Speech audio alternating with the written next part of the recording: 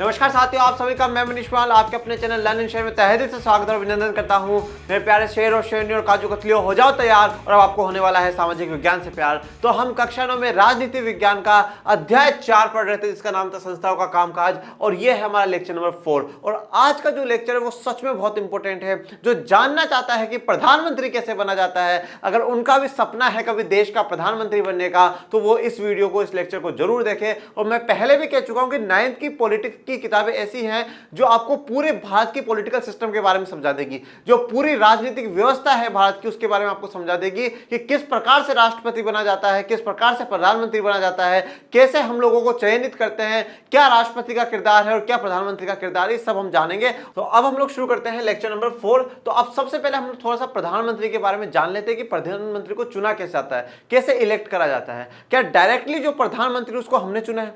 क्या डायरेक्टली हमने प्रधानमंत्री मोदी जी के लिए वोट डाला था कि भाई हम मोदी जी को चुनेंगे? ऐसा हमने करा नहीं करा। हमने तो एक हमारे जो एरिया का है उस सांसद को चुनने के लिए हमने तो वोट दिया था। मैं आपको पहले भी बता चुका हूं कि भारत में जो संसद है उसके 3 भाग है। ये आप देखोगे कि मैंने कितने चैप्टर्स में बार बार मैं रिपीट करा है। संसद है, संसद में लोकसभा है, राज्यसभा है। ये सिर्फ अब भी नहीं, अगर आप भविष्य में 11th 12th में पॉलिटिक्स लेते हो तब भी आपके काम आएगी। और अगर आप साइंस भी ले लेते हो, मैथ्स ले लेते हो, कॉमर्स भी ले लेते हो, तो आप डिबेट करने के लिए काबिल हो जाओगे। लोगों के साथ बैठ करके चर्चा करने के लिए आप क्या है, काबिल हो जाओगे कि भाई जो संसद के बारे में क्या है। तो आपको पता होना चाहिए लोकसभा, राज्यसभा और राष्ट्रपति, ये तीनों मिलकर के क्या है, भारत की संसद बना रहे हैं। और संसद का क्या काम होता है? कानून बनाने का काम होता है। पर जो सरकार बनती है, सरकार में भी हम चर्चा कर चुके हैं। सरकार में क्या आएगा? सरकार में आता है प्रधानमंत्री, जो होता है वो सरकार का भाग है।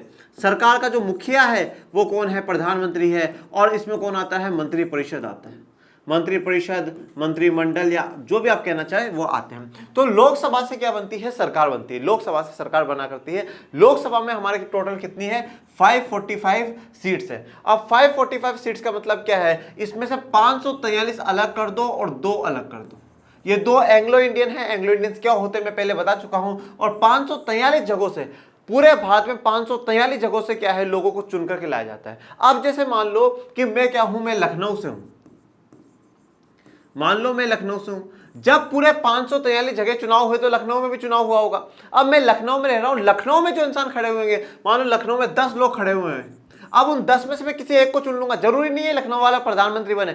मुझे नहीं पता प्रधानमंत्री कौन बनेगा, पर इसमें से मैंने एक जन को चुन लिया। मान लो मैंने किसी एक्स पार्टी को वोट दे दिया, उसको मैंने वोट दे दिया, और मान लो ये एक्स पार्टी वाला जीत गया। अब क्या हुआ है, ऐसे हर जगह मैंने जो ये चुना है, ये एक्स पार्टी वाला क्या बना है? ये सांसद बना है। सांसद बना है। और इंग्लिश में से क्या कहा जाता है? मेंबर ऑफ पार्लियामेंट कहा जाता है, एमपी कहा जाता है। तो ये मेंबर ऑफ पार्लियामेंट बना। कहां का मेंबर ऑफ पार्लियामेंट? लोकसभा का मेंबर ऑफ पार्लियामेंट बना, सांसद वो बन गया। इसको मैंने सांसद बनाया, प्रधानमंत्री नहीं बनाया। मैंने सिर्फ और सिर्फ सांसद बनाया। अब क्या हुआ, जब पूरे 543 जगह पे चुनाव हुए, हम बात करते हैं 2019 के चुनाव वाली, कि 2019 के चुनाव हुए, तो उन 543 जगहों में से क्या हुआ, आपको अगर सरकार बनानी है तो 545 का 50% प्लस 1 तो आपको लाना ही लाना होगा। एक पार्टी को 545 के 50% से ज्यादा तो जीतना ही जीतना है। तो लगभग अप्रोक्सीमेट मैं आपको बता रहा हूं 275 जो है, 275 क्या होने चाहिए? एक पार्टी सीट जीतनी चाहिए। मतलब 543 में से एक पार्टी के क्या है, 275 लोग कैंडिडेट क्या है, जीत करके आने चाहिए। और 2019 में क्या हुआ? 303 कौन जीत जाती है? बीजेपी पार्टी जीत जाती है।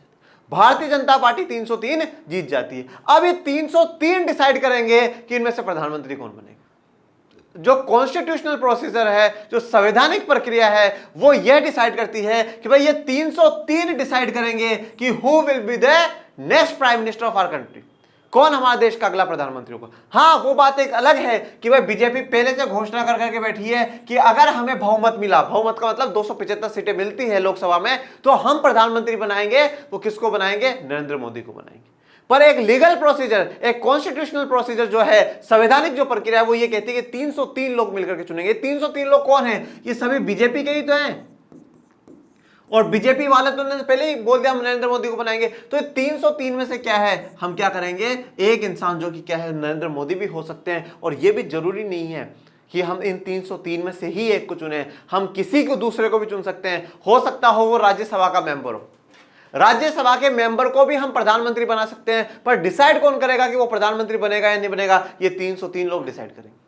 ये डिसाइड करेंगे कि वो प्रधानमंत्री बनेगा या नहीं बनेगा। जैसे इंदिरा गांधी थी, तो इंदिरा गांधी जी थी तो वो राज्यसभा से उन्हें प्रधानमंत्री बनाया गया। मनमोहन सिंह जी को राज्यसभा से प्रधानमंत्री बनाया गया, वो राज्यसभा के भाग थे, राज्यसभा से मेंबर ऑफ पार्लियामेंट थे, सांसद थे, ठीक है। और अब भी जो नरेंद्र मोदी जी वो लोकसभा से। तो 303 लोग डिसाइड करेंगे कि जो हमारा प्रधानमंत्री है वो कौन होना चाहिए, चाहे वो राज्यसभा से बनाओ चाहे लोकसभा से बनाओ, आप बना दोनों जगह से सकते हो। तो ये 303 लोग डिसाइड करते हैं। और जब जैसे मान लो इन 303 ने किसका नाम ले दिया, पीएम के लिए मिस्टर मोदी का नाम ले दिया कि हम किसको बनाएंगे, हम मोदी जी को हमारा क्या बनाएंगे, प्रधानमंत्री बनाएंगे। अब ये बात हो गई। अब ये प्रधानमंत्री को अपॉइंट करना, नियुक्त करना, नियुक्त करने का जो काम है वो कौन करता है, हमारे देश का राष्ट्रपति करता है, हमारे देश का राष्ट्रपति करता है। क्योंकि भाई मैं आपको पहले भी कह चुका हूं कि देश में अगर सबसे बड़ा कोई है तो वो राष्ट्रपति, भारत का पहला नागरिक कोई है तो वो राष्ट्रपति। आपको कोई भी काम करना है राष्ट्रपति के साइन के बिना देश में पत्ता भी नहीं हिलेगा, इसका साइन बहुत जरूरी है। तो नियुक्ति जो करेगा, अपॉइंटमेंट जो करेगा, वो क्या है, राष्ट्रपति के साइन से होंगी कि हाँ भाई आज से भारत का जो प्रधानमंत्री है वो श्री नरेंद्र दामोदर दास मोदी जी है। ये उनको शपथ दिलाएंगे कि हाँ भाई प्रधानमंत्री को मैं नरेंद्र मोदी, मैं, फिर वो भी मैं बोलते हैं अपना नाम लेकर के पूरी शपथ ले लेते हैं। तो शपथ दिलाना, नियुक्ति करने का काम क्या है, राष्ट्रपति का है। पर राष्ट्रपति अपनी इच्छा से काम नहीं कर रहा है। राष्ट्रपति ने ये नहीं बोला नहीं मैं मोदी जी को नहीं चाहता, मैं तो चाहता हूं अमित शाह राष्ट्रपति बने, अमित शाह को बनाओ। नहीं, ऐसा नहीं कर सकते। प्रधानमंत्री वही बनेगा जो ये लोग चाहेंगे। अगर ये चाहेंगे अमित शाह बने तो अमित शाह बन जाए, ये चाहेंगे नरेंद्र मोदी बने तो नरेंद्र मोदी बन जाए। और मान लो फॉर एग्जाम्पल, मैं आपको उदाहरण देता हूं 1964 का। 1964 का क्या हुआ कि भाई सबसे पहले जो चुनाव हुए वो 1952 में हुए लोकसभा के, फिर 1957 में, 1962। तो जब चुनाव के बाद 62 के बाद क्या है, किसकी सरकार आई, कांग्रेस की सरकार आई। तो कांग्रेस की उस समय शायद टोटल सीटें भी उस समय कम थी, 450 के अराउंड सीटें थी। और उसमें से क्या है, जो बहुमत है, जो सीटें जीतनी चाहिए थी 50% ज्यादा, वो कांग्रेस ने जीती हुई थी। तो उन्होंने क्या करा, जेएलएन को अपना प्रधानमंत्री बना लिया। जेएलएन मतलब जवाहरलाल नेहरू जी को क्या करा, अपना प्रधानमंत्री बना लिया। 1964 में क्या हुआ, जवाहरलाल नेहरू जी की डेथ हो जाती है। 27 मई 1964 को उनकी डेथ हो जाती है। अब डेथ हो जाती है तो इसका मतलब ये थोड़ी हम वापस चुनाव कराएंगे, नहीं, हम वहां से चुनाव कराएंगे जहां से जवाहरलाल नेहरू एक सांसद के रूप में चुन करके आए थे। जैसे कि आज नरेंद्र मोदी जी क्या है, वाराणसी से, काशी से क्या है, सांसद है। पहले वो सांसद है, प्रधानमंत्री बाद की बात है। हम लोगों ने उनको ऐसा क्या चुना है, सांसद चुना है।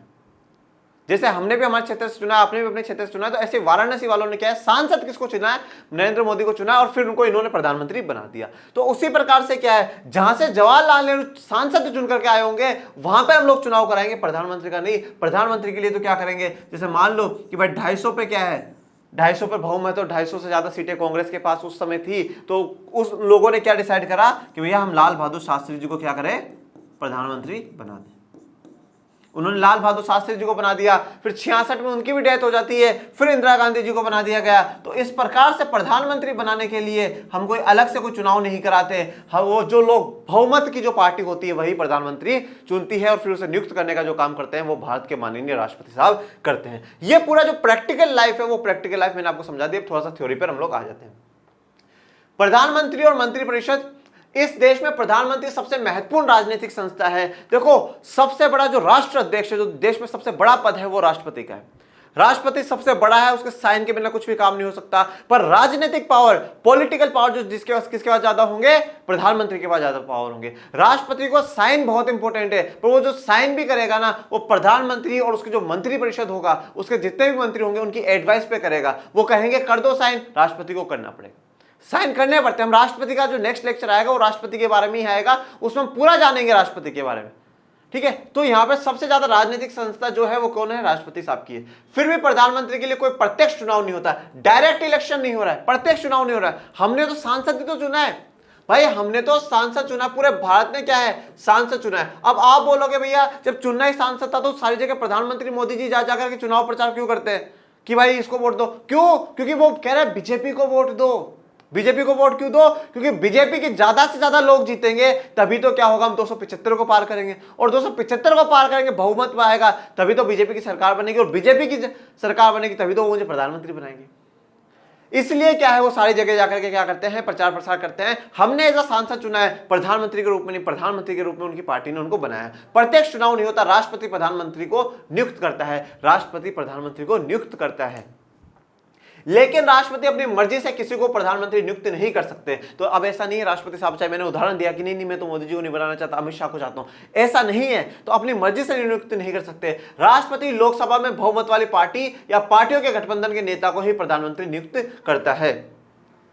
तो राष्ट्रपति उसी को क्या है, क्या प्रधानमंत्री नियुक्त करेगा जिस भी पार्टी को बहुमत मिला हो, बहुमत मतलब 275 से ज्यादा सीटें मिली हो, उसको जो बहुमत मिला हो 50%, 50% से ज्यादा, 50% से ज्यादा, अगर एक सीट भी ज्यादा है तो वो बहुमत कहलाता है। तो बहुमत जिस पार्टी को मिला हो, या 2-3 पार्टियों की जो गठबंधन सरकार होती है, गठबंधन पार्टियों को क्या बहुमत मिला हो और वो अपना नेता जिसे चुनते हैं। तो उन 303 ने, बीजेपी वाले 303 ने क्या करा, किसको अपना नेता चुना, मोदी जी को अपना नेता चुना।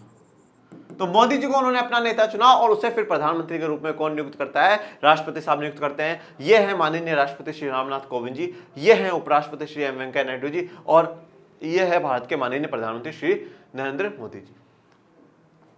अगर किसी एक पार्टी या गठबंधन को बहुमत हासिल नहीं होता तो राष्ट्रपति उसी व्यक्ति को प्रधानमंत्री के रूप में नियुक्त करता है जिसे सदन में बहुमत हासिल होने की संभावना होती है। देखो अब सबसे पहली बात तो क्या होती है कि कोशिश यही रहती है कि अगर एक पार्टी को बहुमत मिल जाता है, जैसे बीजेपी को यहाँ पर बहुमत मिल गया, अब बीजेपी को मिल गया तो वह बीजेपी के जो बड़े बड़े नेता हैं उनको बुलाएगा, बोले भाई सरकार बनाओगे, बोले बिल्कुल बनाएंगे सर, इतनी भागम दौड़ किस लिए करी है, सरकार बनाने के लिए तो करी है।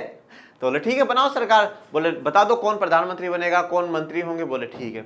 अब मान लो ना किसी भी पार्टी का क्या है नहीं बन रहा, मान लो किसी भी पार्टी को 275 से प्लस सीटें नहीं मिल रही है, तो फिर राष्ट्रपति क्या करता है, फिर राष्ट्रपति देखता है फिर जो सबसे ज्यादा जिस पार्टी ने जीती है सीटें उसको बुलाएगा। जैसे मान लो कोई एक्स पार्टी है, उसने 200 सीटें जीत ली, ये 200 सीटें सबसे ज्यादा है, पर 275 से तो बहुत कम है, तो ये बुलाएगा उस जो पार्टी का जो हेड है, लीडर, उसको बुलाएगा, बोले भाई तुम सरकार बना सकते हो क्या, बोले सर सीटें तो 2 से ही और चाहिए 275, बोले गठबंधन कर लो और बाकी किसी दूसरी छोटी मोटी पार्टियों से जोड़ लो और कर लो, आपको लगता है आप सरकार बना पाओगे, बोले सर कोशिश करते हैं, बोले ठीक है 2 दिन का टाइम है, आप कोशिश कर लो, सरकार बना सको तो बना लो। 2 दिन का टाइम दिया जाता है, ये नहीं हो पाता, ये अपना नहीं दिखा पाते हैं कि भाई हम 275 को पार कर रहे हैं, 2 पार्टी 3 पार्टियों को जोड़ करके हम पार कर पा रहे हैं, तो ठीक है वो इनमें से एक को प्रधानमंत्री नियुक्त कर देगा जिसको भी ये लोग चाहेंगे। पर अगर ऐसा नहीं हो पाता है तो फिर क्या करेगा, दूसरी पार्टी को ऑप्शन देगा। मान लो दूसरी पार्टी ने 180 सीटें जीती हो, पर इस दूसरी पार्टी ने जो जीती है वाई ने, इसका बाकी छोटी पार्टी से बहुत अच्छा संबंध है। बाकी जो छोटी पार्टियां हैं, सी ने 40 सीटें जीती तो सी ने बोला हाँ हम तो वाई को दे देंगे, डी ने 50 सीटें जीती तो उसने बोला हम भी दे देंगे। तो ये कितनी हो गई भैया, 270 सीटें हो गई।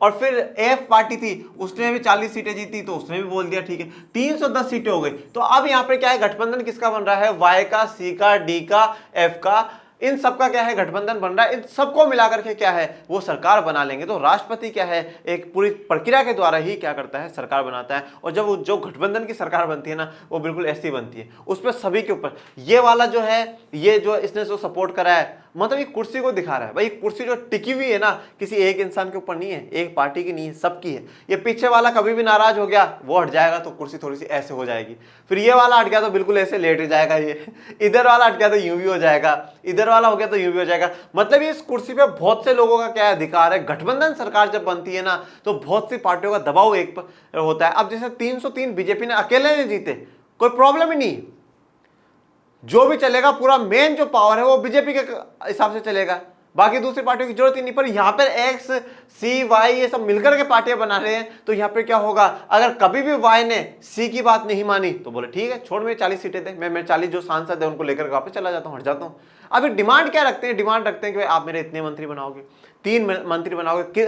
मंत्री भी 3 प्रकार के होते हैं, कौन कौन से होते हैं वो भी पढ़ेंगे हम इसी लेक्चर में, ठीक है। ये 2 प्रकार के ऐसे मंत्री बनाना, 2 ऐसे बनाना, ठीक है। और जब हमारे राज्य में, जिस राज्य से हमारी पार्टी का बहुत ज्यादा क्षेत्रीय दल है हमारा, जहाँ पे उस क्षेत्र में, पंजाब में हमारा बहुत दबदबा है, वहाँ पे आप लोग हमें सपोर्ट करोगे, वहाँ पे मुख्यमंत्री आप हमारा बनाओगे, तो बहुत सा पूरा एक एग्रीमेंट इनका साथ हो जाता है। प्रधानमंत्री का कार्यकाल तय नहीं होता, प्रधानमंत्री का कार्यकाल तय नहीं होता। प्रधानमंत्री के रूप में हमने नहीं चुना, चुना किसके रूप में, सांसद के रूप में चुना है। और सांसद जो लोकसभा का सांसद होता है उसका कार्यकाल 5 साल का होता है, और राज्यसभा का जो सांसद होता है उसका कार्यकाल 6 साल का होता है। अगर लोकसभा वाले को बना रहे हो तो 5 साल का सांसद है वो, और राज्यसभा वाले को बना रहे हो तो 6 साल का रहेगा। पर देखो प्रधानमंत्री का कार्यकाल तय नहीं होता, उसके लिए क्या बोला गया, वह तब तक अपने पद पर रह सकता है जब तक वह पार्टी या गठबंधन का नेता है। तो जब तक अगर ये 303 लोग ये चाहेंगे कि भाई मोदी जी क्या है प्रधानमंत्री बनकर के रहे, तो ही बनकर के रहेंगे। तो ही बन करके रहेंगे। अब आप पूछोगे सर अगर मान लो राज्यसभा से हमने किसी को प्रधानमंत्री बनाया है तो क्या वो 6 साल तक प्रधानमंत्री रहेगा? नहीं भाई, प्रधानमंत्री वही बन सकता है जिसकी पार्टी का लोकसभा में बहुमत हो, जिसकी पार्टी का लोकसभा में बहुमत हो। लोकसभा के चुनाव तो हर 5 साल बाद हो ही जाते हैं ना भाई, आप चाहे राज्यसभा से हो कहीं से भी हो, पर आपको क्या है, लोकसभा में बहुमत होना जरूरी है। और लोकसभा में तो 5 साल बाद चुनाव हो रहे हैं, तो इसलिए क्या है, अगर ये 303 लोग कभी भी बोल देते नहीं हम तो प्रधानमंत्री मोदी को हटाना चाहते हैं और अमित शाह को बनाना चाहते हैं, चाहे 1 साल ही बाकी रहेगा तो 1 साल के लिए अमित शाह बन जाएंगे और नरेंद्र मोदी को हटा दिया जाएगा। तो सारा गेम है उस पर डिपेंड करता है, और इससे ज्यादा जो डिपेंड करता है वो करता है जो बीजेपी के जो टॉप लीडर्स हैं उन पर डिपेंड करता है कि कौन क्या बनेगा, कौन प्रधानमंत्री बनेगा, कौन मंत्री बनेगा, वो डिसाइड करते हैं। अब थोड़ा सा मंत्री के बारे में जान लेते हैं। अब मंत्री किस किस को बनाया जाता है? देखो, मंत्री जो बनाया जाता है ना, वो लोकसभा में जो आपकी पार्टी के नेता चुनकर के आए, जैसे वो जो 303 जो बीजेपी पार्टी के चुनकर के आए उनमें से किसी ना किसी को क्या है, मंत्री बना दिया जाएगा। मंत्री 3 प्रकार के होंगे, अभी हम लोग चर्चा करेंगे। तो 303 में से किसी को मंत्री बना दिया जाएगा। राज्यसभा में से भी क्या है, किसी ना किसी को मंत्री बनाया जा सकता है। अब राज्यसभा में जो लोग जाते हैं वो कैसे जाते हैं वो समझना। विधानमंडल होता है, ये विधानमंडल कहाँ होता है? हर राज्य में होता है। ये विधानमंडल क्या है, हर राज्य में होता है। इस विधानमंडल के भी 3 भाग होते हैं। पहला जो भाग है वो है विधानसभा,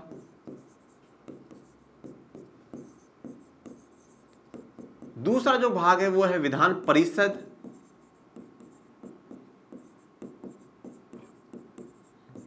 और तीसरा जो भाग है वो है राज्यपाल। ठीक है, ये जो विधानसभा है ये पूरे के पूरे 28 राज्यों में, और विधान परिषद है वो सिर्फ और सिर्फ 6 राज्यों में, और राज्यपाल आपको सभी के सभी राज्यों में देखने को मिलेंगे। हो सकता है कि 2 राज्यों के क्या हो, एक ही राज्यपाल नियुक्त कर रखे हो राष्ट्रपति ने, राष्ट्रपति ही नियुक्त करते हैं, इनको अपॉइंटमेंट करते हैं। ठीक है, तो राज्यों के 2 राज्यों के एक भी राज्यपाल हो सकता है। विधान परिषद आपको सिर्फ 6 राज्यों में देखने को मिलेगी, और विधानसभा आपको 28 के 28 राज्यों में देखने को मिलेगी। अब यहां पर हम लोग क्या करें, जो विधानसभा से क्या बनती है, राज्य की सरकारें बनती है, राज्य सरकार बनती है, जिसमें आपका मुख्यमंत्री और उसके मंत्री बनते हैं वो।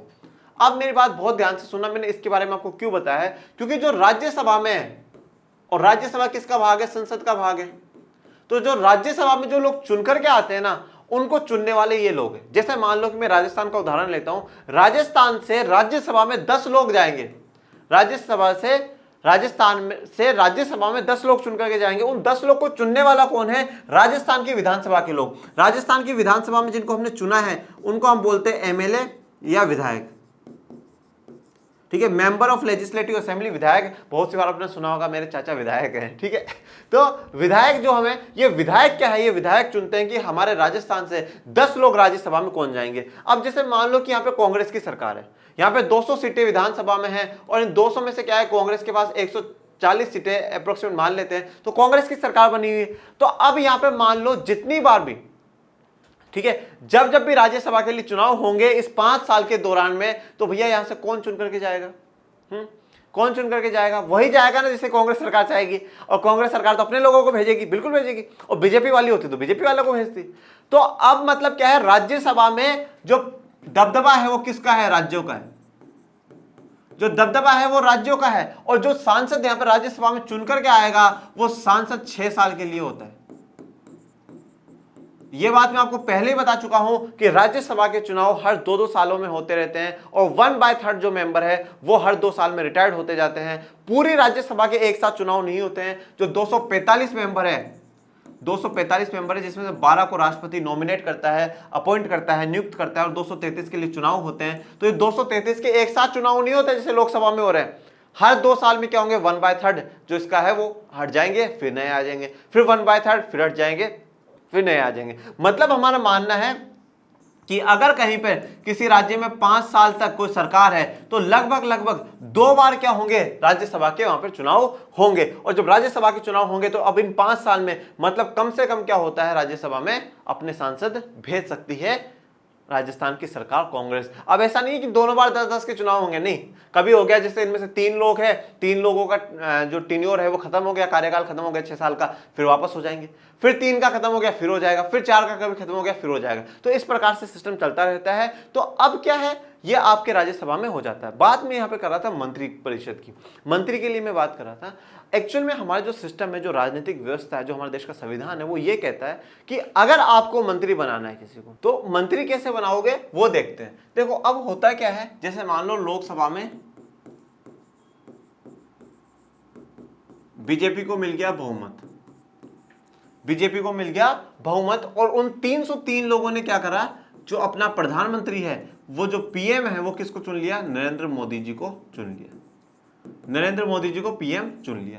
अब नरेंद्र मोदी जी का काम क्या है कि मंत्री बनाए, अपनी एक पूरी टीम तैयार करे। देखा नहीं होगा मोदी 1.0, मोदी 2.0 ऐसा चलता है, मोदी कैबिनेट, ये सब कुछ है। तो मोदी जब अपनी टीम तैयार करेंगे, और जो टीम वो तैयार कर रहे हैं, उस टीम में उनको क्या है, मंत्री बनाने हैं, मिनिस्टर्स बनाने हैं। तो अब वो मिनिस्टर्स जरूरी नहीं है कि लोकसभा में से ही बनाए, लोकसभा में तो इन 303 में से किसी ना किसी को भी बना सकते हैं, पर राज्यसभा में भी तो कोई ना कोई बीजेपी का होगा ना भैया। बहुत सी जगह, बहुत से राज्यों में बीजेपी की सरकार है, तो उन्होंने तो राज्यसभा में बीजेपी के लोगों को भेजा होगा। तो लोकसभा और राज्यसभा दोनों से बीजेपी के जो भी लोग हैं उनको क्या है, मिनिस्टर बनाया जा सकता है। बीजेपी से जो भी है उनको मिनिस्टर बनाया जा सकता है। पर मान लो मैं मोदी जी को बहुत पसंद हूं, मोदी जी चाहते हैं नहीं भैया मनीष सर को तो है ना एजुकेशन मिनिस्टर बनाना ही चाहिए। अब पर भाई मैं तो, और आज मोदी जी शपथ दिलाना चाहते हैं कि नहीं मनीष जी आज आपको शपथ लेनी है, पर सर मैं तो ना तो लोकसभा का मेंबर हूं ना राज्यसभा का मेंबर हूं, तो बन सकता हूं क्या? तो मोदी जी बोले अरे पगले बन सकता है। बोले कैसे सर? बोले लोकसभा का तो चुनाव अभी हुए, मैं कैसे चुन करके जाऊंगा? बोले कोई बात नहीं, राज्यसभा से बना दे। तो सर मैं तो राज्यसभा का मेंबर नहीं हूं। तो बोले कोई बात नहीं, तू अभी तो शपथ ले, अभी तो तू क्या है मंत्री बन जाए एक बार। और उन्होंने क्या करा, मुझे शपथ दिला दी राष्ट्रपति के द्वारा कि हाँ मैं मनीष पिवाल आज से भारत के संविधान की और ईश्वर की शपथ लेता हूं कि मैं भारत के संविधान के विधि अनुसार जो है मंत्रालय में काम करूंगा। जो भी शपथ वो लेते हैं वो शपथ ले ली। अब ये बात बताओ भाई, मैं तो लोकसभा का भी भाग नहीं हूं, राज्यसभा का भी भाग नहीं हूं, तो फिर अब करना क्या है भाई? हमारा संविधान ये कहता है कि आप किसी को भी एक बार मंत्री बना दो, पर 6 महीने के अंदर अंदर, विद इन द 6 मंथ, 6 महीने के अंदर अंदर क्या करो, वो इंसान या तो लोकसभा का भाग होना चाहिए या राज्यसभा का भाग होना चाहिए। अब लोकसभा में तो आप मुझे भेज नहीं सकते हो, क्योंकि 543 जो लोग हैं उनका एक साथ चुनाव होता है। उनका क्या होता है, एक साथ चुनाव होता है। और अब ये कब पॉसिबल, या तो इन 543 से कोई मर जाए फिर उसकी जगह चुनाव हो तो उसकी जगह हम लोग खड़ा करें। अब मान लो कोई मरा, केरला से चुन करके आया था, वो मर गया, तो अब भाई मनीष जी को केरला में तो नहीं उतार सकते ना। मनीष जी तो ना केरला की भाषा जानते, केरला के लोग चुनेंगे नहीं मनीष को। क्यों नहीं चुनेंगे? क्योंकि मुझे वो देख नहीं, मैं राजस्थान का हूं, मैं जो नर्दन का हूं, मैं उत्तरी भाग का हूं, वो दक्षिणी भाग वाले नहीं। वो ना उनको, मुझे उनकी भाषा आती है, ना मैं उनकी प्रॉब्लम्स को सॉल्व कर पाऊंगा, नहीं कर पाऊंगा। तो वो क्या करेंगे, वो मुझे राज्यसभा में भेज देंगे। अब इनको पता है, पूरा दिमाग में होता है कि भाई 2 महीने बाद क्या हो रहा है कि कर्नाटक में राज्यसभा के चुनाव होने वाले। कर्नाटक से 4 लोग राज्यसभा के लिए चुन करके आएंगे 2 महीने बाद। तो कर्नाटक से क्या करेंगे, मनीष जी को राज्यसभा का सांसद बना देंगे। अब वहां पे जरूरी नहीं, वहां पे मुझे पब्लिक के बीच में जाना ही नहीं है। कर्नाटक में सरकार बीजेपी की है, तो बीजेपी के जो विधायक है उनको, जो बीजेपी की ऊपर की टीम है, जो मेन टीम है, वो बोलेगी नहीं, आपके पास जो 4 सीटें आ रही हैं राज्यसभा में, उनमें से 1 पे मनीष जी को उतारा जाएगा, आप सभी मनीष जी को वोट करना और मनीष जी को भेज देना। 3 पर और बीजेपी उतारेगी, उन सबको भेज देगी। तो यहां पर क्या होता है, जरूरी नहीं है कि जब आपको शपथ दिलाई जा रही है आप मंत्री, आप किसी सदन के सदस्य हो, वो आपको बाद में भी ले सकते हैं, पर ध्यान रखना कि 6 महीने के अंदर अंदर हो जाने चाहिए। अगर 6 महीने के अंदर अगर आप किसी भी सदन के सदस्य नहीं बने तो आपको मंत्री का पद रिजेक्ट कर दिया जाएगा, आपको मंत्री के पद से हटा दिया जाएगा। ये बात आपको ध्यान रखनी है। ये पूरी प्रैक्टिकल बात मैंने आपको समझा दी। प्रधानमंत्री को नियुक्त करने के बाद राष्ट्रपति प्रधानमंत्री की सलाह पर दूसरे मंत्रियों को नियुक्त करते हैं। अब आप जब पॉलिटिकल सिस्टम भारत का पढ़ोगे, बार बार में ये पढ़ोगे कि राष्ट्रपति काम करते हैं प्रधानमंत्री की सलाह पे, राष्ट्रपति काम करते हैं प्रधानमंत्री और मंत्रिपरिषद की सलाह पे। तो अब प्रधानमंत्री की सलाह पर क्या है, मंत्रियों की नियुक्ति करी जाएगी, जो टीम है उसका घोषणा करी जाएगी।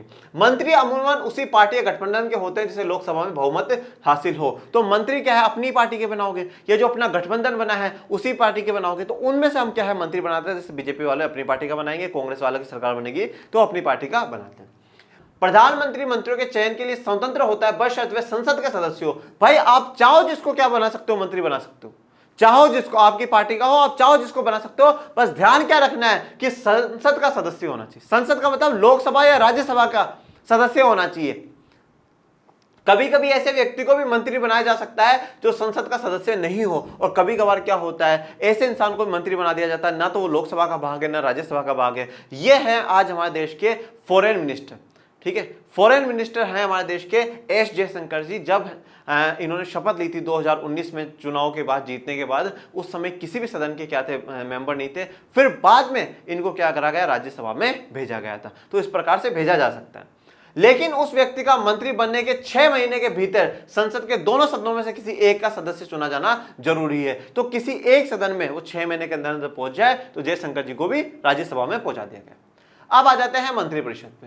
मंत्रिपरिषद उस निकाय का सरकारी नाम है जिसमें सारे मंत्री होते हैं। इसमें अमूमन विभिन्न स्तरों के 60 से 80 मंत्री होते हैं। देखो, मंत्रिपरिषद बनाने की हमेशा एक बात ध्यान रखना, कितने मंत्री बना सकते हैं हम लोग। हम जो मंत्री बना सकते हैं, लोकसभा की टोटल पॉपुलेशन कितनी है, 545। इस 545 का 15% ही हम बना सकते हैं।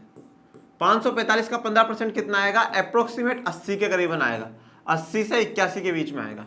तो 80 या 81 मंत्री बना सकते हो। टोटल जो मंत्री बनेंगे वो 80 से 81 ही बनेंगे, चाहे वो आप लोकसभा में से बनाओ चाहे राज्यसभा में से बनाओ। बनेंगे कितने, 80 से 81। और राज्यों में कितने बना सकते हो, जैसे विधानसभा है तो जो विधानसभा उसका 15%, विधानसभा है उसका 15%।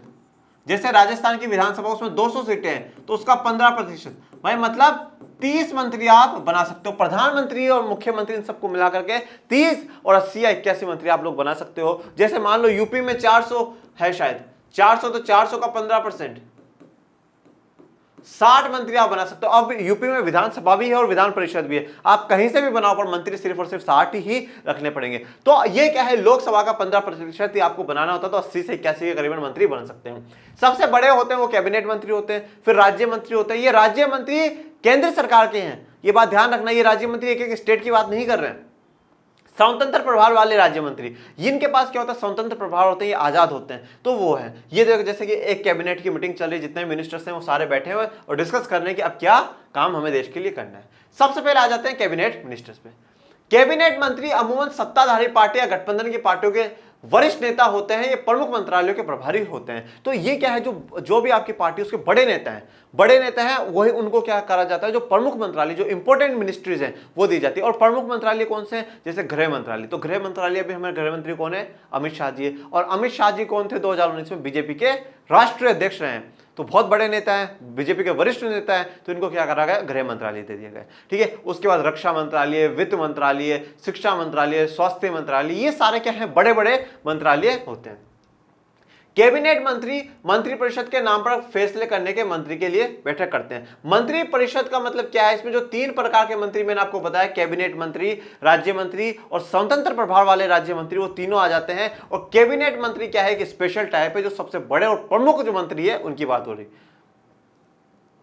इस तरह कैबिनेट मंत्रिपरिषद का शीर्ष समूह होता है, इसमें करीब 25 मंत्री होते हैं। देखो, अब ये जरूरी नहीं है कि आप कैबिनेट में, भाई टोटल बोला गया 80 से 81 बनाओ, टोटल बोला गया 80 से 81 बनाओ। अब आपकी इच्छा है चाहे आप 50 ही कैबिनेट बना दो, और आपकी इच्छा है चाहे आप 10 ही कैबिनेट बनाओ, ये इच्छा है प्रधानमंत्री को, चाहे जितने बना सकता है। तो पर वो करीब लगभग 20 से 25 बनाता है, जो एक एवरेज बना रहा है। फिर आ जाते हैं राज्य मंत्री पे। ठीक है, ये राज्य मंत्री केंद्र सरकार के। देखो, आपको कैबिनेट मंत्री, राज्य मंत्री और स्वतंत्र प्रभार वाले राज्य मंत्री, ये केंद्र सरकार में भी देखने को मिलेंगे और राज्य सरकारों में भी देखने को मिलेंगे। ठीक है, तो आपके पास लिखा हुआ आता है जैसे state union minister of this department state. ठीक है, ऐसा राज्य मंत्री जो केंद्र सरकार के, वो आपके पास लिखा हुआ आएगा। राज्य मंत्री अपने विभाग के कैबिनेट मंत्रियों से जुड़े होते हैं और उनकी सहायता करते हैं। देखो, अब एक तो कौन है, भैया कैबिनेट मिनिस्टर है। ठीक है, तो एक तो कौन है, कैबिनेट मंत्री है। तो कैबिनेट मंत्री है वो इंपॉर्टेंट है, वो मेन है। तो कैबिनेट मंत्री है वो कौन है, इंपॉर्टेंट है। अब उसकी राज्य मंत्री कौन, उसकी सहायता करेंगे। जैसे कोई एक गृह मंत्रालय का है, तो गृह मंत्रालय का है तो उसको एक सपोर्ट के लिए एक और मंत्री दिया जाएगा। जैसे कि अब राज्य मंत्री ये कौन है, ये वीके सिंह जी है। ठीक है, ये मिनिस्टर ऑफ रोड ट्रांसपोर्ट है, रोड ट्रांसपोर्ट के मंत्रालय का इन्होंने क्या है, राज्य मंत्री। ध्यान रखना, राज्य मंत्री। मेन कैबिनेट मिनिस्टर कौन है, नितिन गडकरी। नितिन गडकरी जी मेन मिनिस्टर है, पर उनकी सहायता के लिए एक इनको दिया गया है, कौन, वीके सिंह जी को दिया गया है, क्या है, रोड ट्रांसपोर्ट का इनको दिया गया।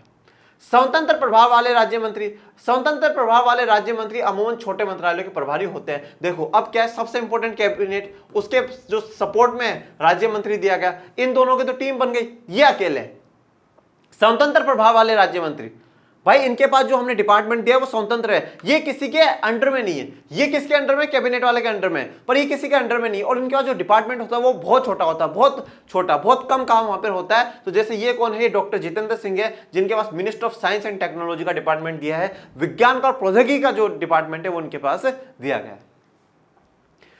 वे विशेष रूप से आमंत्रित किए जाने पर ही कैबिनेट की बैठकों में भाग लेते हैं। अब देखो जो हम कहते हैं कैबिनेट की मीटिंग हुई, आज कैबिनेट की मीटिंग हुई, तो कैबिनेट की मीटिंग का मतलब जितने भी कैबिनेट मंत्री हैं ना वही भाग लेंगे। अब राज्य मंत्रियों को भी क्या है, बुलाया जाता है। अगर प्रधानमंत्री चाहे कि नहीं मुझे तो वीके सिंह जी से पूछना है कि वो उन्होंने क्या काम करा, उनको भी बुला सकते हैं। और स्वतंत्र प्रभाव वालों को तो बिल्कुल एक स्पेशली बोला जाता है कि हाँ भाई आपसे ही बात करनी है, आप आना, आपके लिए ही मीटिंग का आयोजन करा जा रहा है।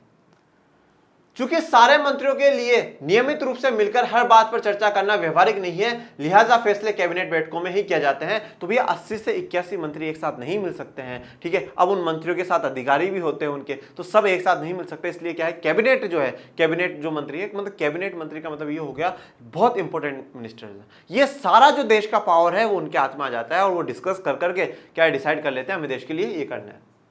इसी वजह से अधिकांश देशों में संसदीय लोकतंत्र को सरकार का कैबिनेट रूप भी कहा जाता है। तो जहां पे संसदीय व्यवस्था है, जहां पे संसद है, और संसद क्या है, सुप्रीम जहां पर है, जैसे कि भारत में है, तो वहां पर क्या कहा जा रहा है, इसे आजकल कैबिनेट रूप भी कहा जाने लगा है, कैबिनेट सिस्टम भी कहा जाने लगा है। कैबिनेट टीम के रूप में काम करती है। मंत्रियों की राय और विचार अलग हो सकते हैं, लेकिन सबको कैबिनेट के फैसले की जिम्मेदारी लेनी होती है। अब देखो भाई, कैबिनेट में मान लो 30 मंत्री बैठे, कैबिनेट में क्या हुआ, 30 मिनिस्टर बैठे। अब उस जैसे कोई भी कानून आ गया, जैसे मान लो कि भाई 3 तलाक का कानून मोदी सरकार लेकर के आ रही है, मोदी जी ने बोला भाई हम 3 तलाक को बंद करेंगे। भाई कानून को हटाना है, बनाने का काम तो किसका, संसद का है, पर सोचेगा जो लेकर के जाएगा संसद में, लोकसभा में, राज्यसभा में, वो तो सरकार ही है। अब कैबिनेट में मीटिंग हो गई, अब इसमें मान लो 20 लोग तो कह रहे हैं हाँ हाँ भाई हटा दो कोई बात नहीं, और 10 लोग कह रहे हैं नहीं 3 तलाक नहीं हटना चाहिए। अब तो क्या है, ये जो 10 लोग हैं वो बाहर जाकर के बुराई करेंगे, नहीं कर सकते। आप एक टीम की तरह काम कर रहे हो, आप एक टीम की तरह काम कर रहे हो, आपको टीम की तरह ही बिहेव करना है। ये जो 10 खिलाफ में ना, वो बाहर आकर के बोलेंगे नहीं 3 तलाक हटना बहुत जरूरी है, सही है, हमारी जो सरकार काम कर रही है वो प्रगतिशील काम कर रही है, हमारी सरकार देश का विकास के लिए काम कर रही है। ऐसा नहीं, चाहे वो उनके विचार नहीं मिले हो, पर फिर भी वो क्या है, टीम की तरह काम करेंगे, मीडिया में आकर के सरकार की बुराई नहीं कर सकते। भले ही कोई फैसला किसी दूसरे मंत्रालय विभाग का हो, लेकिन कोई भी मंत्री सरकार के फैसले की खुलेआम आलोचना नहीं कर सकता, तो चाहे किसी एक डिपार्टमेंट का फैसला हो। अब जो 3 तलाक वाला लिया वो सामाजिक मंत्रालय का है, सामाजिक मंत्रालय का है, पर क्या है, सबको हाँ भरनी है, सबको हाँ बोलनी है, अच्छा फैसला है, तो कोई भी आलोचना नहीं कर सकता, कोई बुराई नहीं कर सकता।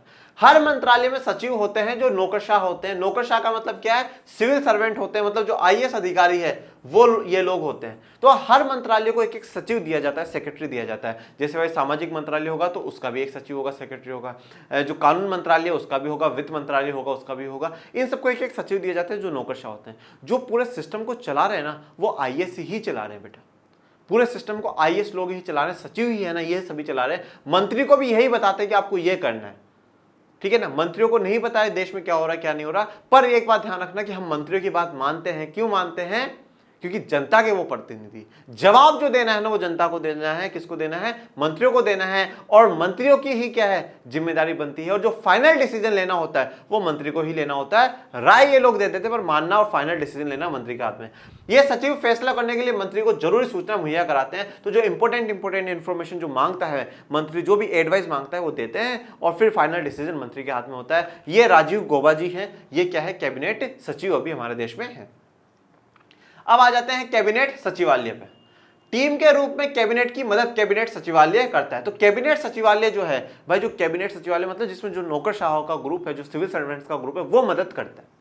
उसमें कई वरिष्ठ नौकरशाह शामिल होते हैं जो विभिन्न मंत्रालयों के बीच समन्वय स्थापित करने की कोशिश करते हैं। तो जो अलग अलग नौकरशाह होते हैं जो कोशिश करते हैं कि जो डिफरेंट मिनिस्ट्रीज है उनके बीच में मिलकर के काम हो सके, सरकार को एडवाइस दे सके, सरकार को बता सके। और ये क्या है, ये हमारे देश का कैबिनेट सचिवालय है, जहाँ पे बैठ करके मीटिंग्स होती है कैबिनेट की। वहीं पे क्या है, नौकरशाह बताते हैं कि सर हमें ऐसा करना चाहिए, इससे इसका जो हमारे देश का विकास है वो होगा। प्रधानमंत्री के अधिकार, अब सबसे इंपॉर्टेंट भैया प्रधानमंत्री के अधिकार। हम बार बार में कह रहे हैं राष्ट्रपति से ज्यादा क्या है, मजबूत है प्रधानमंत्री। तो प्रधानमंत्री के अधिकार क्या क्या है, लेकिन सरकार के प्रमुख के नाते प्रधानमंत्री के व्यापक अधिकार होते हैं। अब देखो प्रधानमंत्री क्या है, सरकार का प्रमुख होता है। अब जो सरकार का प्रमुख है उसके पास ज्यादा अधिकार। व्यापक अधिकार का मतलब क्या है, वो लार्ज स्केल में इसके पास क्या है, राइट्स हैं। वह कैबिनेट की बैठकों की अध्यक्षता करता है। तो जितनी बार भी कैबिनेट की बैठक होगी तो उसकी अध्यक्षता कौन करेगा, भाई सबसे मेन कौन है, प्रधानमंत्री है। हाँ भाई तू बता, साइंस वाले क्या काम करा है इसमें, सर कर रखा है। हाँ भाई सोशल वाले, सामाजिक, तू बता तूने क्या काम करा है, सामाजिक मंत्रालय, तू बता। हाँ ऊर्जा मंत्रालय तूने क्या करा है, वित्त मंत्रालय, तुम लोग क्या कर रहे हो। तो सबसे जो मीटिंग लेंगे ना वो प्रधानमंत्री साहब ही लेते हैं। वह विभिन्न विभागों के कार्य का समन्वय करता है और विभागों के विवाद के मामले में उसका निर्णय अंतिम माना जाता है। अब जैसे मान लो कि भैया ऊर्जा मंत्रालय है, ऊर्जा मंत्रालय कह रहा है साहब हमें पैसा चाहिए, और पैसा देने का हम वित्त मंत्रालय का वो दे नहीं रहा, दोनों के बीच में लड़ाई हो गई। बोले सर ये देते ही नहीं पैसा। तो बोले सर कहाँ से दे दूं, हमारे पास ही नहीं है। तो बोले दो क्या, कहीं से तो दो। तो इन दोनों के बीच में जो समन्वय है, जो तालमेल बिठाने का जो काम करेगा वो प्रधानमंत्री करेगा। ठीक है, बोला आपको कितने की जरूरत है, बोला 100 करोड़ की। बोला अभी 100 करोड़ मत लो, आप 50 करोड़ तो इनको दो और फिर बाद में अपन और चर्चा करते हैं। ऐसा वह विभिन्न विभागों की सामान्य निगरानी करता है। तो सभी विभागों पर क्या है, वो नजर रखता है कि भाई कौन काम कर रहा है, कौन नहीं कर रहा, कितना काम कर रहा है, कितना इंप्रूवमेंट काम में हुआ है, सच में जो हमारे मंत्री है वो काम कर रहे हैं। तो समय समय पर उनसे रिपोर्ट लेता रहता है। ये कौन है, हमारे प्रधानमंत्री नरेंद्र मोदी जी। सारे मंत्री उसी के नेतृत्व में काम करते हैं। प्रधानमंत्री मंत्रियों को काम का वितरण और पुनः वितरण कर सकता है। तो देखो क्या होता है कि जो सारे मंत्री है वो किसके नेतृत्व में काम करेंगे, जो लीडरशिप किसकी है, वो प्रधानमंत्री मोदी जी की। आपने बहुत सी बार अमित शाह को या बड़े बड़े जो मंत्री उनको सुना होगा, हम प्रधानमंत्री मोदी जी के नेतृत्व में काम कर रहे हैं। ठीक है, हम प्रधानमंत्री मोदी जी के, तो नेतृत्व जो लीडरशिप है ना वो नरेंद्र मोदी की होती है। वो क्या है, ये कप्तान है टीम के, और इन्हीं की लीडरशिप में क्या है, वो सारे जो मंत्री वो काम करते हैं। प्रधानमंत्री क्या है, मंत्रियों का वितरण और पुनर्वितरण वापस से कर सकता है, चेंज कर सकता है। जैसे कि मैं आपको बताता हूं, अभी का जस्ट एक उदाहरण देता हूं। 2019 में जब सरकार बनाई गई तो अनुराग ठाकुर एक मिनिस्टर है, अनुराग ठाकुर है, ये एक मंत्री है। जब इनको पहले शुरुआत में क्या करा गया, राज्य मंत्री बनाया गया। राज्य मंत्री बनाया गया, कौन से विभाग का बनाया गया, वित्त विभाग का। जो वित्त विभाग है, वित्तीय विभाग है, तो वित्त मंत्री जो मेन कैबिनेट मंत्री है वो तो निर्मला सीतारमण जी थी। ठीक है, और उसके साथ में किसको जोड़ा गया, अनुराग ठाकुर को जोड़ा गया। पर जब 2021 में मंत्रियों को चेंज करा तो इनका डिपार्टमेंट, अनुराग ठाकुर का डिपार्टमेंट क्या करा, बदल दिया गया, और इनको स्पोर्ट्स एंड यूथ अफेयर्स का क्या बना दिया गया, कैबिनेट मंत्री बना दिया गया। अब यहां पहले ये राज्य मंत्री थे, किसमें काम कर रहे थे, वित्त मंत्रालय में, फाइनेंस वाले में काम कर रहे थे।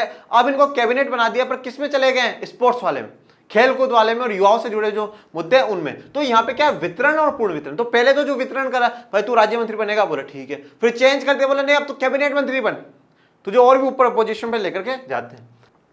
उसे किसी मंत्री को बर्खास्त करने का भी अधिकार होता है। तो बहुत से मंत्रियों को क्या है, 2019 के बाद 21 में जब सरकार बनी तो बहुत से मंत्रियों को क्या है, नरेंद्र मोदी ने हटा दिया कि भाई अब आपको क्या है, हम नए मंत्री आपकी जगह अपॉइंट करेंगे। जब प्रधानमंत्री अपना पद छोड़ता है तो पूरा मंत्रिमंडल इस्तीफा दे देता है। जिस दिन भी अगर प्रधानमंत्री अपना इस्तीफा लिख दे कि हाँ भाई आज मैं क्या हूं, आज से मैं प्रधानमंत्री नहीं हूं, ठीक है, मैं अपने पद से इस्तीफा देता हूं, तो जितने भी जो मंत्री हैं वो सारे के सारे हट जाते हैं, सेल्फ खुद ऑटोमेटिकली हट जाते हैं। फिर नया प्रधानमंत्री क्या है, वो लोग चुनेंगे 303 वाले, और फिर वो वापस अपने हिसाब से मंत्री बनाता है कि भाई मैं इसको कैबिनेट, इसको राज्य मंत्री, इसको स्वतंत्र प्रभाव वाला मंत्री बनाता हूं।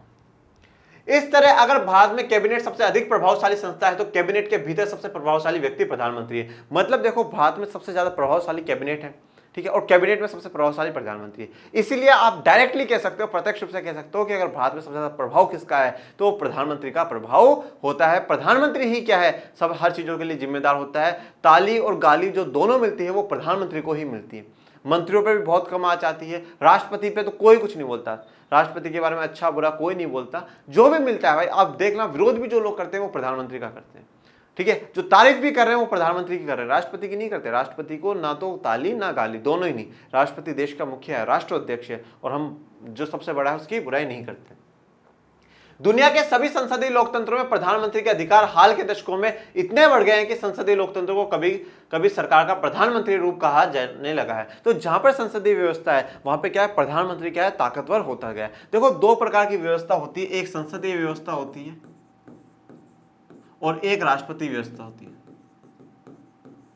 तो संसद राष्ट्रपति व्यवस्था वाले में तो राष्ट्रपति हेड होता है जैसे कि अमेरिका, और संसदीय व्यवस्था में क्या है, आपके पास राष्ट्रपति होगा, आपके पास राष्ट्रपति होगा, पर ये बिल्कुल ना के बराबर होता है, नाम मात्र इसके पास पावर होती है जैसे भारत में। और प्रधानमंत्री क्या है, प्रधानमंत्री ज्यादा पावरफुल होता है, प्रधानमंत्री ज्यादा पावरफुल होता है। तो जो संसदीय व्यवस्था को अब क्या है, प्रधानमंत्री के इतने पावर बढ़ चुके हैं, इतनी ताकत बढ़ चुकी है प्रधानमंत्री की, कि कुछ समय से क्या है, हम संसदीय व्यवस्था को क्या कहने लगे, प्रधानमंत्री की व्यवस्था कहने लगे, प्रधानमंत्री वाली व्यवस्था कहने लगे। तो संसदीय व्यवस्था को दो नामों से जाने जाने लगा है, एक तो कैबिनेट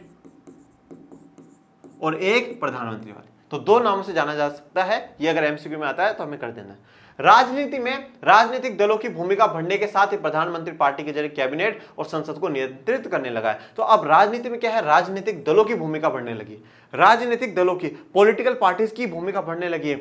जो पार्टीज गठबंधन बना रही है तो वहां पे क्या है, वो सभी को ध्यान में रखता है, भाई इसके भी मिनिस्टर बनने चाहिए, इसके भी बनने चाहिए। इसके साथ साथ क्या है, जाति और धर्म का भी समीकरण बिठाना पड़ता है कि भाई इतनी जाति के इतने मिनिस्टर आने चाहिए, इतने धर्म के आने चाहिए, इतनी महिलाएं आनी चाहिए, इतने पुरुष आने चाहिए। सभी बातों को क्या है, ध्यान में रखा जाता है। तो राजनीतिक दलों की ताकत बढ़ने के साथ साथ क्या है, प्रधानमंत्री कैबिनेट को और संसद को दोनों को क्या है, नियंत्रित करने की कोशिश करता है और करता भी है।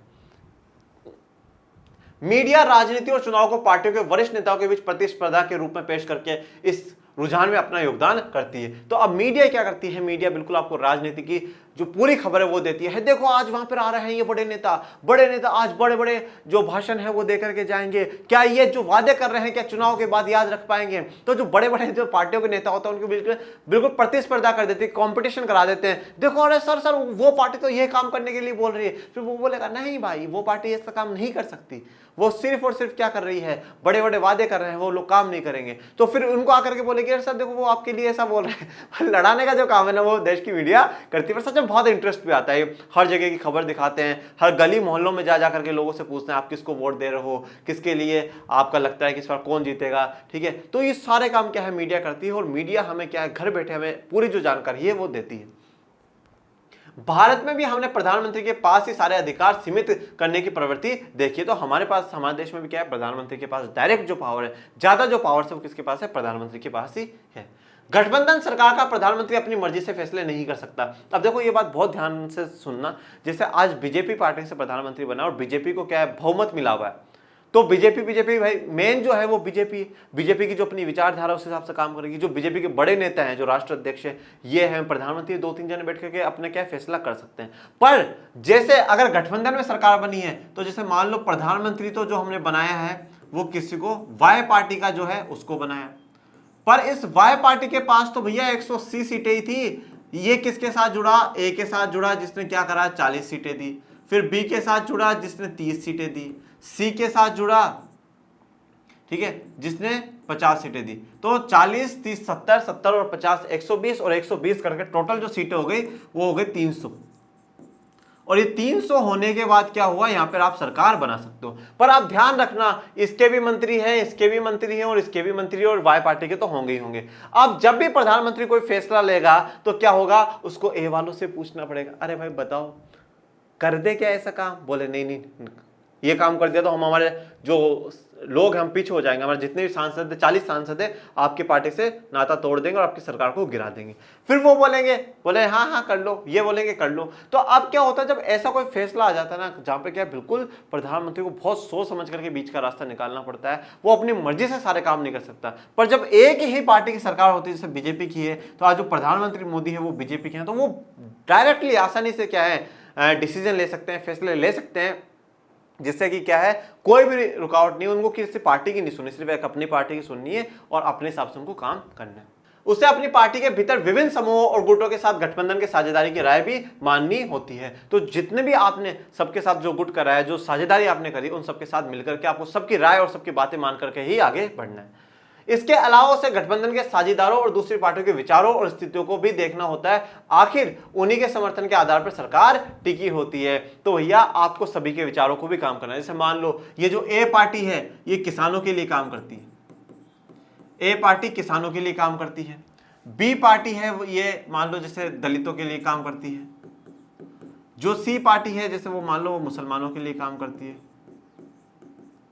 ठीक है, ऐसे ऐसा है ये मान लो। और अब मान लो कभी कोई किसानों के द्वारा कोई फैसला है, कोई किसानों के खिलाफ सरकार मान लो कोई ऐसा फैसला ला रही है, तो ये लोग क्या है, ये विरोध करेंगे प्रधानमंत्री, नहीं नहीं आपको नहीं जाना है, आप ऐसा नहीं कर सकते। तो ये क्या करेंगे, ये यहां से हट जाएंगे। इनके विचारों को देखना पड़ेगा, दलितों के विचारों को देखना पड़ेगा, मुसलमानों के विचारों को देखना पड़ेगा। इस प्रकार से आप पार्टी बना रहे हो क्योंकि इनके विचार और इनकी स्थितियां क्या है वो भी देखनी पड़ेगी। मैं आपको दो बातें और बताता हूं। एक तो जो ग्रुप है भारत में वो है एनडीए। एनडीए की जो फुल फॉर्म है ना वो है national democratic alliance. National democratic alliance, ये जो एनडीए है इसकी जो टॉप पार्टी, सबसे प्रमुख पार्टी है वो बीजेपी। ये देखो, ये जो ग्रुप बना हुआ है ना, ये अलायंस जो बना हुआ, गठबंधन जो बना हुआ है, ये ऑलरेडी पहले से बना हुआ, चुनाव से पहले ही बना हुआ है, ठीक है। तो इसमें 5 पार्टी 10 पार्टियां वो जुड़ जाती है। और इसमें क्या होता है, जैसे भाई अब बीजेपी की सरकार बनी, जैसे अब बीजेपी अकेले 2019 में क्या करा, 303 सीटें जीत गई। पर जो इसकी बाकी जो दूसरी पार्टियां उन्होंने टोटल मिलाकर के क्या 47 सीटें जीती। टोटल जो एनडीए ने जीती ना वो 350 सीटें जीती। अब जब एनडीए ने 350 सीटें जीती है, और देखो ये पहले से क्यों मिले हुए हैं, पहले से बीजेपी के साथ एनडीए में क्यों मिले हुए हैं। जैसे बीजेपी को क्या डर, मान लो कभी हमें बहुमत नहीं मिला तो हम क्या है इनके साथ रह लेंगे, क्योंकि हमने बोला ना अपन तो साथ साथ है, पहले से ही साथ साथ है, और इसलिए क्या है ये इनको भी प्रतिनिधित्व देते हैं।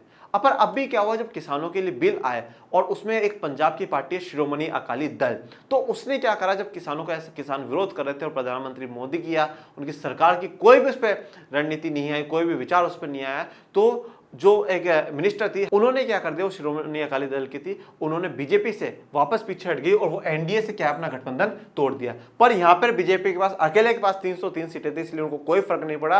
पर अगर वो वैसे जुड़ी हुई होती, इस स्थिति में जुड़ी हुई थी, तो बड़ा प्रभाव सरकार पर पड़ सकता था। ये बातें हमें ध्यान रखनी है क्योंकि सरकार इस गठबंधन पर ही टिकी हुई होती है। तो इसी के साथ जो आज का हमारा लेक्चर नंबर 4 है वो कंप्लीट होता है। संभावना है इसके 2 लेक्चर और आएंगे, एक तो राष्ट्रपति पे और एक इसका न्यायपालिका पे आएगा, फिर हमारा चैप्टर पूरा कंप्लीट हो जाएगा। आप घरों में रहें, सुरक्षित रहें, बाहर जाए तो मास्क लगा करके जाएं। बाकी कोई प्रॉब्लम आई हो तो आप कमेंट बॉक्स में जरूर पूछें। और मेरे प्यारे विद्यार्थियों, मेरे शेयर और शेयर जो ये टॉपिक्स है ना पॉलिटिक्स के, ये टॉपिक्स कोई क्लास वाइज नहीं है, ये सभी के लिए। आप 10th के बच्चों को भेज सकते हो, 11th वालों को भेज सकते हो, 12th वालों तक भी शेयर कर सकते हो, कंपटीशन वालों को भेज सकते हो, सबको भेजो। जितने से जितना आप शेयर कर सकते हो ना, आपको बहुत पुण्य मिलेगा और आप जल्द से जल्द आप बहुत अच्छे मार्क्स के साथ पास होगे। और इसी के साथ आप थैंक यू सो मच। जय हिंद, जय भारत।